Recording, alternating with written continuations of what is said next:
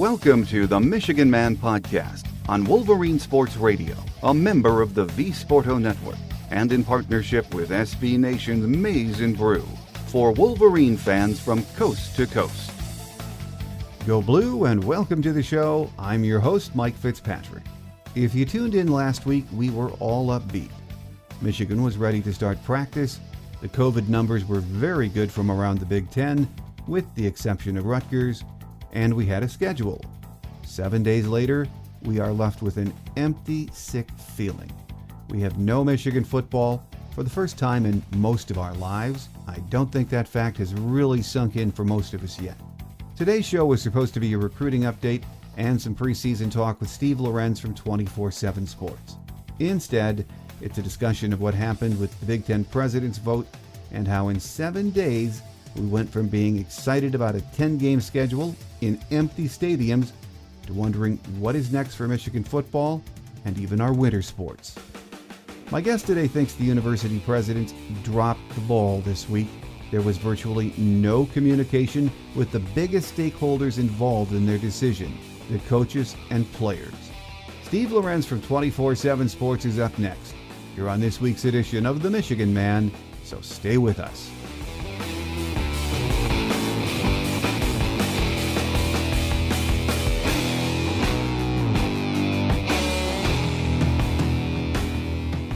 Back with us on our game day segment today is Steve Lorenz from 247 Sports, and we both wish recruiting was the topic today, but as we know, Steve, it's a bad year. Got even worse this week. No Big Ten football or fall sports. The Big Ten president's decision came down on Tuesday.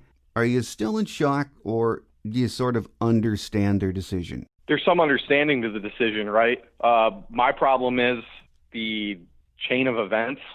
To do this 5 days after you release an updated schedule just really, to me, reeks of not having a plan.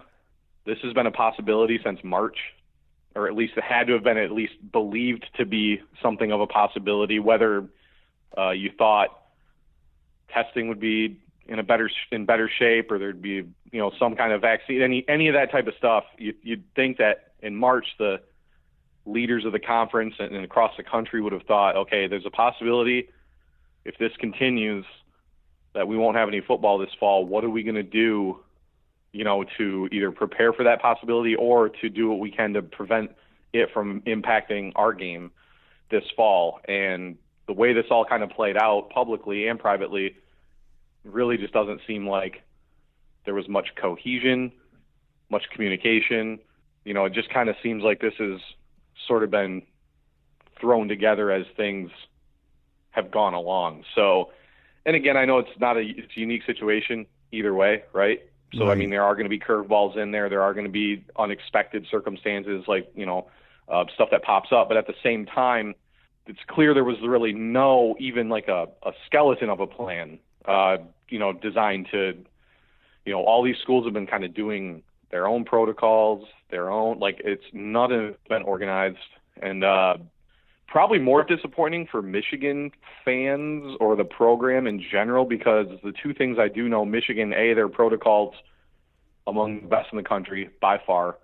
B, just knowing the kids on the team, and talking with people within the program, so much pride was put into embracing this situation and coming out of it, with football in the fall. Players, I think, kind of look at this as their first opponent of the season. Guys went home, worked out, followed all the protocols. The staff did a really, really good job of maintaining communication. I know, before the kids all came back to campus, Harbaugh had a 90-minute Zoom call with, I believe it was 95% of the parents of the players on the team, where they laid out the guideline. I mean, Michigan put a ton of work into trying to create a safe environment and to do what they can, to keep the kids safe, the parents from worrying, and to allow them to try to play football this fall. So, I think there's definitely some, there's not got to be, there's some frustration at Schembechler about the result here, but it's weird. It's like if nationally or within the conference, if maybe Michigan could have been the one to lay the groundwork for a protocol here with how well it went for them. And instead you got, Rutgers, 30 guys. It's just with the hodgepodge of stuff like popping up. I mean, I want to say what they say. Ohio State had to stop practice, Michigan State, Rutgers. I mean, all these other programs that maybe didn't have as good of guidelines in place or players who didn't want to follow it. Maybe that's what kind of set this off for everybody else. But, just a weird, crappy deal for everybody. So especially the players and the coaches, obviously the fans too. The last week has been just such an up and down roller coaster ride. As you mentioned, the schedule is released. Fans are excited. But, 2 days later, we're hearing the Big Ten presidents were ready to pull the plug over the weekend on fall sports. Any guess as to what happened in such a short period of time to bring that decision on? No. So, Commissioner Kevin Warren, even when they did release the schedule, said, hey, this is, on the Big Ten show, said it's scheduled, this is all tentative, this is scheduled to change. I don't know if it was the meeting with the medical, because there was that original report of the 12-2 vote, which was originally reported as if it was the president's, when it was actually the medical boards or medical people, the main medical people at each university. I don't know if that vote, started to maybe change things in the minds of each individual president. You could see yesterday definitely a few programs in the conference are in lockstep with what their respective president believes or may have voted on this thing. But that's like I said, I guess the biggest thing just from the outside is the schedule. To see him do the schedule, it's like you could have waited. That's the other thing too. Is why was there such a hurry to pump a schedule out? You could have waited 2 weeks and not done it, waited for this vote, and that way you're not, because now I think just in my mind, from just a tangible event standpoint, I think the people are most frustrated because 4 or 5 days ago they had a schedule, they had looked forward to it, and now it's just like, in less than 72, 96 hours later, it's taken right back. So I almost kind of think the schedule was just the releasing of the schedule was just a snafu that really should have never happened. And I think it created this perception that they thought things were further along than they really were, when in fact, with TV and ratings and stuff, you kind of wonder, did they just do this to as that last gasp of hey, let's at least get some ad money or something out of this by doing a schedule, and who knows if it's actually going to happen or not. You hate to think cynically like that, but you know how things work. So the schedule to me seemed like such a,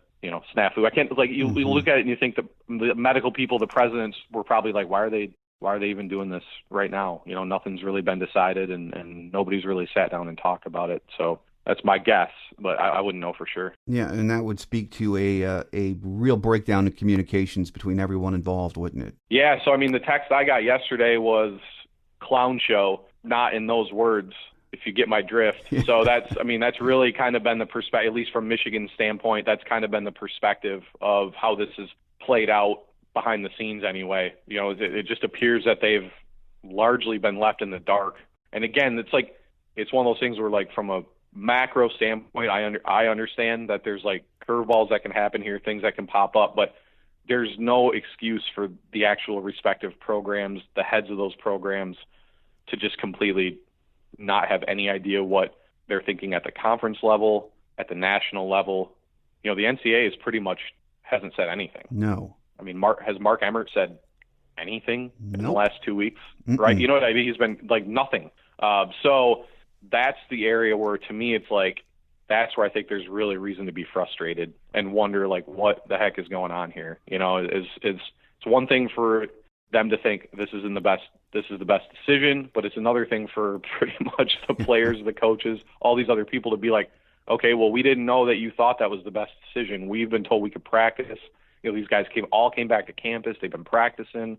So that's where I think it's a little inexcusable, is just a complete lack of communication across the board and just leaving these kids in the dark. Now you got Matt Dudek, director of recruiting, tweet this morning about what the heck are we going to do with scholarships, recruiting, what is going to happen here, and there's nothing. These guys are just left in the dark. That's a whole different deal with recruiting, but yeah, it's just no communication at all. Well, Jim Harbaugh responded shortly after the president's decision, as did many other head coaches. And to say they are ticked off would be putting it mildly, wouldn't it? Oh, yeah. That was a nice letter based on what I know. And once again, we'll see if it's reported this way. But honestly, and I'm not just saying this as covering Michigan, but props to Jim Harbaugh. He's the one that's been leading this whole, it's funny to see him come out with that statement the other day. Very, powerful statement, very emotional statement about what these guys have done. And then hours later, you see James Franklin and Ryan Day coming out publicly and stuff. Harbaugh really has 100% kind of been the guy leading, at least from the coaching side of things. I want to say Bob Shoop, Michigan safety coach, the first-year assistant, was the first coach to do the "we want to coach." The "we want to play" was the big thing, but then I think he was the first coach nationally, which to me said I think the staff they'd already talked about this. They already knew they were going to go with this, and then you see all the Michigan, a lot of the football parents came out publicly on social media saying they feel safe with their kids, with the guidelines that Harbaugh has laid out and stuff. So, yeah, I'd say it was a nice letter compared to how I'm 95% sure is they're feeling behind the scenes. They're pissed. There's just no other way to put it. So, and again, whether it's the right decision to do it or not, it's hard not to relate with them being angry based on how much work they've tried to put in or have put in to get to this point, to have it kind of taken away at the last minute. So you got to share in their frustration in that. Well, over the weekend and early in the beginning of this week, players from across the country banded together asking that their voices be heard. Should they have been included or at least kept in the loop as to what their university presidents were discussing? I think so. I think one of the ironic things about this is there's this talk of, the player, there's a difference between, the professional sports and the NCAA and with these kids because they're technically amateurs or student athletes not being compensated. Big groundswell of support for these kids when they do come together with a united, they got Trevor Lawrence, Justin Fields. Yeah, I got to be honest. The Ohio State released that statement the week or 4 or 5 days before. That definitely did not sound like Big Ten United. And then all of a sudden they kind of flipped to the Big Ten United deal. I thought that was kind of interesting. Because really Michigan's Hunter Reynolds, who was a former walk-on, now a scholarship defensive back, is kind of the guy. Him and Ben St. Juste, who actually transferred out of Michigan, plays at Minnesota. Those are the two guys that really started this thing. Thought it was ironic that there's this groundswelling of support for these guys to have a say at the table, which I 100% believe they should. They're the ones that are out there on the field. So what is it?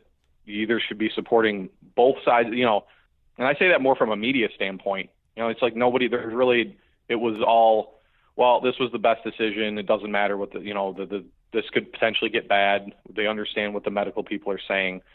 It's like, well, if you want the players to have a say at the table, but then their opinion doesn't seem to matter when it comes to making this decision. There's a little bit of a disconnect there, in my opinion. So, yeah, I'm all about the kids getting a say. There's no reason they shouldn't. Whether that goes into them getting compensated in some way or not is another discussion, one that I think should be had either way as well. But when it comes to this, yeah, absolutely. It's like you had guys that's the other thing about Lawrence and Fields. These guys are top 5 picks in the draft. They're risking a lot to play for their respective teams this season. There's, with at the first, you'd think at the first sign of this stuff starting to go awry that those have been the first guys to back out. There's a great chance that Trevor Lawrence is the first pick in the NFL draft. That's a lot of money on the line for him. Now, even if he was to get hurt, he's probably still a guy that's going to get drafted top 5 either way. But still, there's risk involved. So for those guys to be kind of leading the charge, is I thought created a little bit more of an argument for them to say, listen, we're willing to take on the risk. We understand. Let us have our say. But it's clear that they didn't really end up getting much, if any, say in how this went down. No, and however you feel about this decision, and I think fans are divided too to some degree, I think we're going to see a demand from the athletes to have their voices heard on important issues in the future, Steve. And I think the decision that just went down this week may be the impetus maybe for that kind of movement. I don't think that's far-fetched at all at this point, do you? No, not at all. I think you're seeing it. You're seeing a growing amount of support for the players from fans, Obviously, the coaches, I think, at any program would support their players being able to be heard on a national level. So why not? Like, I guess one of the things I kind of even think about is I keep calling them kids when I talk about them. It's mostly because I covered a lot of these guys in high school, but they're not kids anymore, really. I mean, these guys are young adults, and a lot of them are. It's what changes from them being a third-year college player, like a second-year NFL player, right? I mean, a lot of these guys are aware of what's going on. They're aware of maybe where things need to be changed, where things could be improved, and that's when they talk about like a player rep or like a players union or something. I think in the idea of what a union is designed for is a good idea to give these guys some kind of representation. I mean, they can speak for themselves.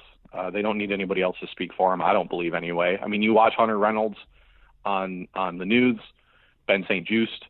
It's clear these guys are very aware, very intelligent kids. I keep calling them kids still, but intelligent people. Yeah. And they know what they like I said, they know where things can be improved, where they want to be heard, in what areas. Yeah, I mean, it just seems like the NCAA seems to want to kind of push it along and try to sweep it under the rug, but I think it's going to get to with football now being taken away, I think you'll see that support grow for the players to have more of a say in what happens here. As we record on Wednesday morning, I think we all agree the shock, the anger felt by fans and players, it's still fresh. And I've been reading reactions from several Big Ten coaches, many players, and while they really didn't say it openly, you get the sense they feel bitter and angry at those administrators that made the decision with keeping them out of the loop. Do you think there's going to be long-term damage done in the working relationships between administration and athletics in the Big Ten moving forward? I think that's a situation where the thing to watch will be what the other conferences do. So if the Big 12, ACC, SEC decide to play and the season progresses without, with minimal hiccups, or it goes about as well as they hope it could go, then I definitely think you're going to see a huge breakdown on the Big 10, Pac-12 levels from an administration standpoint. That's kind of where this is going to be interesting because, if the flip side happens, if these other conferences play and things go awry, then you might have to look back and say, you know what, maybe they made the right decision. I mean, so it's really, to me, I think it's going to depend on whether these other conferences follow through or not. There may be a breakdown either way. I mean, we'll see what happens. Maybe better question to answer 4 or 5 months down the road. Maybe when they're potentially preparing for whatever the spring season is supposed to be. Maybe another situation where we'll see if that's a thing or not. But to me, I think that hinges a lot right now on whether or not, these other conferences play. Because, it's going to be fascinating. Because I'll tell you what, my biggest fear from a Michigan standpoint, a Big Ten standpoint, is if these other conferences play and it goes well, it's going to kill recruiting for these Big Ten schools. It's going to hurt a lot of things for these other programs if these other schools follow through and play. So that's kind of the big thing I've been keeping an eye on as far as that whole angle of it goes.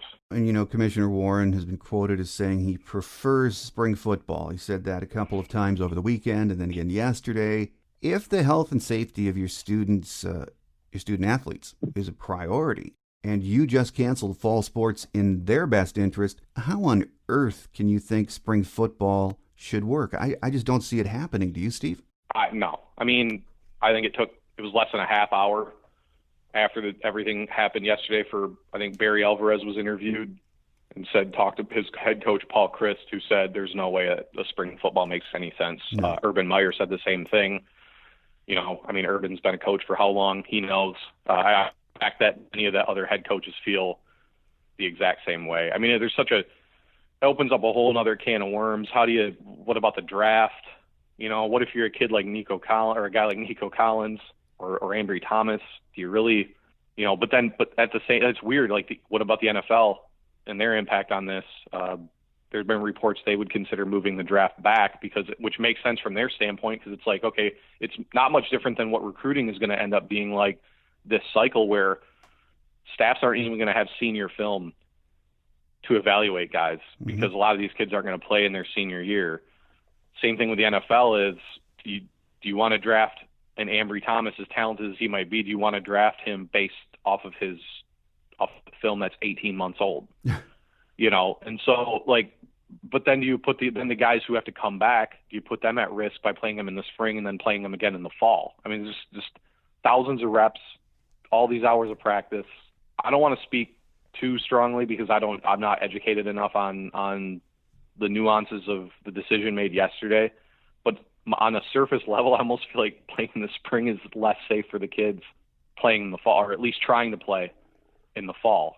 Maybe that's because I think there's a more tangible physical effect on them. But trying to play 2 seasons, there's no way I don't even think they'd be able to play a 10-game season in the spring. It'd have to be, if they did do something, it'd have to be 6 games. And then it gets to a point where it's well, then what the hell are we even doing? There'd be no conference champion. There'd be no, it'd be basically exhibition for the amusement, which would create a possibly bigger divide between players and the NCAA, where it's we don't even get to play for anything. So what's the sense in even doing it? So I'll be shocked if there's football in the spring. I just, I don't see anything, but would be the one opportunity to ask to make it a players-based decision, though. They could remedy this and say, it's up to you guys. If you guys want to play, we'll play. If you don't want to play, then we'll wait until next fall. That could be an opportunity for maybe to maybe try to use it as an opportunity to build the bridge. But it's hard when we get there. I just know these guys have already been working out and training for that long. I mean, they're kind of to do it for 4 more months, I think is probably a lot of these guys love training. They like getting better. They like work, but they also want to play. So it's just that one. I just don't see it happening, but it's hard to say right now. Well, the financial impact in college sports has been discussed over the last few months if there was not going to be a football season. But for many schools, the reality of the cash shortfall has yet to be experienced fully, I think. It's no overstatement to say that the decision that was made yesterday, on Tuesday, really is going to change the landscape of college athletics, isn't it, Steve? Yeah, I mean, it's going to have to, right? Our coach is going to have to take coach is going to have to take permanent pay cuts. Is this going to, I think it could change the coaching market from that standpoint. Those secondary sports, right? We talk about football, but if you're a Michigan hockey fan, you're probably as pissed off as anybody right now that they may not play because they just brought in maybe one of the best recruiting classes in NCAA history. I mean, they have 3 top 10 2021 NHL draft picks on their roster right now that just arrived at campus a couple weeks ago. I don't think Michigan hockey is a sport that's in danger, just because I think Michigan is one of the types of programs that has enough money to where they can survive something like this. But you get to some of the other programs in the Big Ten and across the country where I think other sports are probably going to end up being cut, whether it's temporary or permanent, and I think that's where it's really going to start to reach to. And yeah, I mean, you're talking about coaches who are making $9-10 million a year. It's going to be hard to justify that, staying. I don't know. I mean, that's one of the things. That's one of the first things I thought of. But yeah, I mean, you're talking hundreds of millions of dollars for some of these larger programs. That's the money is why the MAC and the Mountain West. That's why they left. That's why they cut out first. I mean, they weren't going to get. They make their money off of going to play the bigger schools. I mean, that's something that's been the way it is for a long time. Can't fill your schedule with those schools anymore. No money. So you got for them it was definitely probably a player safety decision, but really a big financial decision too, but in a totally different way than it will be for the bigger schools who would want to play for finances. So yeah, I mean, it is. There's going to be ramifications across the board. Obviously, the financial one is it's something I think that we're not going to really see the effects of for a little while still, but you got to kind of wonder, where it's headed in that regard. Well, as of this morning, the Big 12, ACC, SEC, still planning to play fall sports. That's what they're saying. But all 3 of those conferences have now called emergency meetings this week before the weekend. Do you see them maybe having these meetings to see if everyone's still on board after what's happened and maybe eventually shutting down too? It just means more in the SEC, right? Isn't that what they say, right? Yeah. So, ironic with Florida being kind of one of the hotbeds of everything that's going on right now that these are the conferences that have teams within those Borders are the ones that really want to keep pressing this and wanting to try to play. But I don't know. I mean, it is one of those things, though, that I think they're going to try to do whatever they're going to exhaust every possibility. That's where I say, like, that's where it's going to be interesting, because the Big Ten may get highly criticized at the end of the day if it works out for these other schools, or they may be lauded for thinking ahead, because these other conferences, I feel like I think they're going to exhaust every option possible to play. I mean, it's just that, Nick Saban's the most powerful person in the state of Alabama, in my opinion. I mean, that's how crazy you get down south when you're talking about college football. I mean, it's life for them in a lot of ways. So, and they got to. I just can't wait. If they do have to cancel, the reaction down south is going to be insane. I mean, it's going to be totally as heated as the reaction was up here yesterday. I think you'd see a whole different level of reaction down south if they decide to cancel. So, I don't know. Yeah. I don't know if they're. I suspect that I think they're at least going to try. So whatever that means, whether that means they delay the season again, because that's the other thing. I know the ACC wasn't going to start until September 26th, I want to say, and I think they did that to buy themselves as much time as possible, get the student populations back on campus to kind of see how that integration goes, and I thought that was a smart idea, to be honest with you. Better than trying to start the season in 3 weeks, which is what with the Big Ten schedule, they'd be starting in like 2.5 weeks, which is like whatever. I mean, it's not happening now, so it doesn't matter. But regard, thought buy themselves a little bit more time, but at the same time, like I said, it's just so different down there. It's hard for me to really guess at what's going to happen. My sense is that they're going to try to do whatever they can to play, though. Well, now that we don't have Big Ten football, a lot of us might have been thinking, okay, well, it's going to be a long fall. We'll sort of get used to that. We'll have to. And if we can hold on until October, we'll have Michigan hockey, which we just talked about being shaky. And then Michigan hoops in November. But what to do with winter sports, I think, is the next decision, isn't it, Steve? Yeah, I think it has to be. I know they already canceled. Michigan had a game, non-conference game against Oregon in basketball. I believe last night they announced that game's already been canceled, which was in November. I kind of think basketball has the benefit of having a long non-conference season. So I think basketball and hockey too actually have pretty decent sized non-conference seasons. I think they'll be able to buy themselves as much time as possible to push it off and maybe do a conference only type deal. Think about that. Just play within conference. Then, if things are better by then or things can work by then, you have the tournament in March. You can still determine a national champion. Things could survive that way. The non-conference stuff really is more, I don't know. It's not as important, obviously, right? So, right. That's going to be kind of the big question there. Like I said, they're already canceling non-conference games. I suspect that at best it'll be conference-only games in both sports. That way you still can, time will let you determine a champion, the tournament, whatever, and then you play on. So, because you got to think, if things aren't better by the time a prospective March Madness rolls around, then they're not going to be playing spring football either way. No. So, whether they want to or not. So that's going to that's kind of the next test, next domino, however you want to call it, to see if these guys, because these other sports got to kind of think not to be, not on a way to say this, but it's an opportunity though for those sports to grow their audiences. If they do end up playing, because people are going to be so starved for college sports, college athletics at that point. You think of hockey specifically, which at Michigan's been popular when they're good. And Mel Pearson, I think, is doing a really good job. Like I said earlier, the recruiting class they're bringing in is insane. It's one of the best recruiting classes that any program's ever had, apparently. I don't know it personally. I've just read other people that have said that. They got to be chomping at the bit to play, and so if they get that opportunity, I think it'd be a unique opportunity for those programs to get way, way more attention. Well, we'll be covering the hell out of it, I'm sure. There's not going to be anything else. There's not going to be anything else to cover, right? So, they're going to get a lot of attention from us, I assume. So there is that.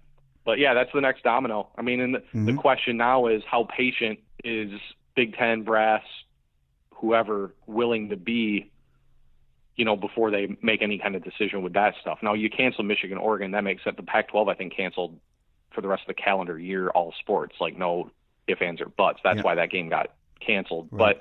But Big Ten, fall sports. Basketball is technically a winter sport. I know it starts in the late fall, but it's technically listed as a winter sport. So same with hockey. So, yeah, I mean, that's next. Like I said, just a question of whether or not the Big Ten is willing to be patient enough to see how this plays out before they make any kind of big decisions on it. Well, as we mentioned when we started this interview, a bad year certainly got worse this week, as we know now. A final question for you, Steve. When football does come back next fall, and I think that's when it's coming back, will it be life on Saturdays as we've come to love it through our lives, or is it going to take years for football and college sports as we knew it to come back to normal? I guess that's partially dependent on if this thing is fixed, if this thing goes away, or if they remedy it somehow. I guess maybe I'm the optimist.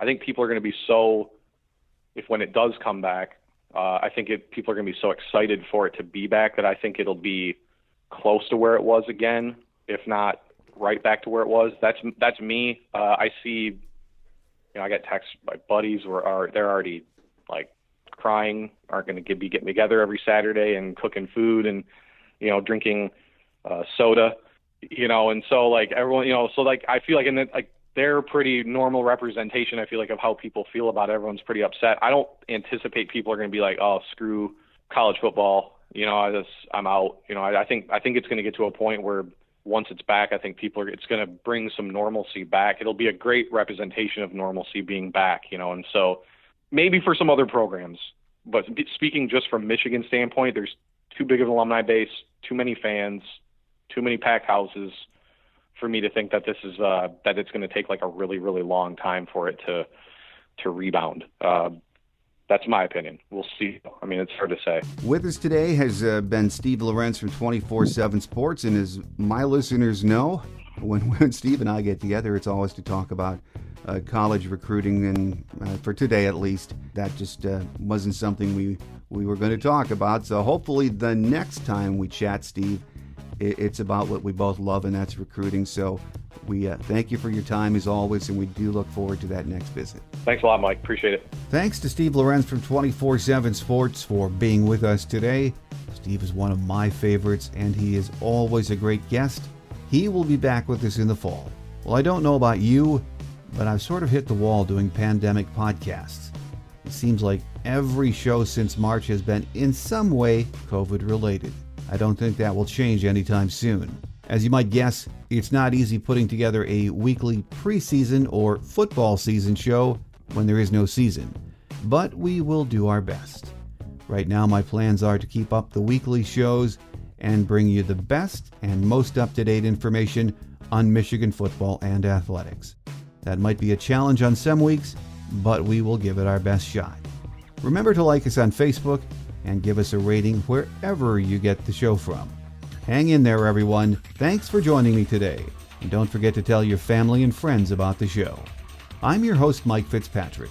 Have a great Wolverine week, everyone. Until we meet again, take care, and as always, go blue.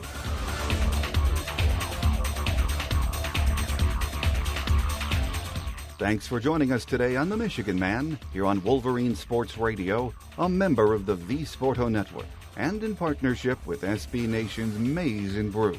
Our listener lines are open 24/7 for your calls at 313-263-4842. That's 313-263-4842. Or email us at themichiganmanpodcast@yahoo.com. That's themichiganmanpodcast@yahoo.com. The Michigan Man Podcast is produced at the studios of Robin Lynn Productions, Allen Park, Michigan, and is not affiliated with the University of Michigan. Go Blue!